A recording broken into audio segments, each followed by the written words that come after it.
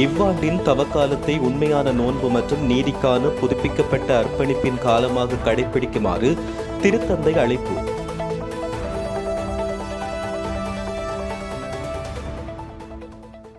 மடமாதா தொலைக்காட்சியின் செய்திகளுக்காக கலேகத்தில் டயான். கடந்த 13ஆம் தேதி பிப்ரவரி மாதம் வெள்ளிக்கிழமை திருத்தந்தை 14ஆம் லியோ அவர்கள் தனது மந்தைகளுக்கான தவக்கால செய்தியை வெளியிட்டிருந்தார். அதில் உலகெங்கும் உள்ள கத்தோலிக்கர்கள் தவக்காலத்தை செவிசாய்த்தல், உண்மையான நோன்பு மற்றும் நீதிக்கான புதுப்பிக்கப்பட்ட அர்ப்பணிப்பின் காலமாக கடைபிடிக்குமாறு அழைப்பு விடுத்துள்ளதோடு நவீன கால மனப்பதற்றங்கள் மற்றும் கவன சிதறல்களுக்கு மத்தியில் கடவுளை தங்கள் வாழ்க்கையின் மையத்தில் கொள்ளுமாறு இறை நம்பிக்கையாளர்களை வலியுறுத்தியுள்ளார். செவிசாய்த்தல், நோன்பு, தவக்காலம், மனமாற்றத்தின் காலம் என்ற தலைப்பில் தனது தவக்கால சிந்தனைகளை வழங்கியுள்ள திருத்தந்தை, கடவுளுடைய வார்த்தைக்கு நம் இதயங்களை திறக்கும் போது மனமாற்றம் தொடங்குகிறது என்றும் குறிப்பிட்டார். மேலும் நம்பிக்கையாளர்கள் திருவிவிலியத்திற்கும் துயருறுவோரின் குரல்களுக்கும் கவனமுடன் செவிமடுக்க வேண்டும். தம்முடைய மக்கள் உதவிக்காக தம்மை நோக்கி கூக்குரலிடும்போது அக்குரலுக்கு செவி சாய்க்கும் ஒருவராக கடவுளை திருவிவிலியம் எடுத்து காட்டுகிறது என்றும் நினைவூட்டியுள்ளார்.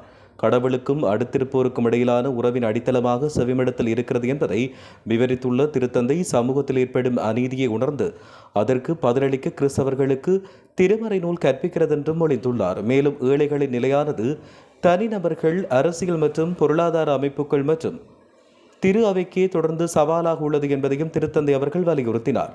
அத்துடன் நோன்பு குறித்து தன்னுடைய சிந்தனைகளை திருப்பிய திருத்தந்தை, இது கடவுளின் வார்த்தையை பெற இதயத்தை தயார்படுத்துவதற்கான ஒரு உறுதியான வழி என்றும் விவரித்துள்ளார். உணவை தவிர்ப்பதை தாண்டி நம்பிக்கையாளர்கள் தங்கள் உள்ளத்தின் ஆழமான விருப்பங்களை கண்டறியவும், நீதிக்கான தாகத்தை புதுப்பிக்கவும், அற்ப ஆசைகளிலிருந்து தங்களை விடுவித்துக் கொள்ளவும் நோன்பு உதவுகிறது என்றும் கூறினார். உண்மையான நோன்பு என்பது தற்பெருமையில் அல்ல, மாறாக பணிவிலும் நம்பிக்கையிலும் வேரூன்ற வேண்டும் என்றும் அவர் குறிப்பிட்டார். மேலும் இத்தகைய உலகியல் நிலைகளிலிருந்து விடுபட கடைபிடிக்கக்கூடிய சில சுய கட்டுப்பாட்டு முறைகளான தீங்கு விளைவிக்கும் பேச்சை தவிர்த்தல், கத்தோலிக்கர்கள் சமூக ஊடகங்களிலோ அல்லது பொது விவாதங்களிலோ கடுமையான வார்த்தைகளை பயன்படுத்தவோ, தீர்ப்பளிக்க அவசரப்படவோ அல்லது அவதூறுகளை பரப்புவதை தவிர்த்தல், அதற்கு பதிலாக இரக்கம், மரியாதை மற்றும் நம்பிக்கையுடன் பேசுதல் என்பவற்றை கடைபிடிக்க வேண்டும் என்று ஊக்குவித்துள்ளார். அத்துடன் தவக்காலத்தின் சமூக பரிமாணம் குறித்து தன்னுடைய செய்தியில் எடுத்துக்காட்டியுள்ள திருத்தந்தை, பங்கு தளங்கள், குடும்பங்கள் மற்றும் தல திரு அவை சமூகங்கள் செவிசாய்த்தல் மற்றும் நோன்பு, உரையாடல், மனம் திரும்புதல் மற்றும் ஒருமைப்பாட்டை வளர்ப்பதன் வழியாக பகிரப்பட்ட பயணத்தை மேற்கொள்ள வேண்டும் என்று ஊக்குவித்துள்ளார்.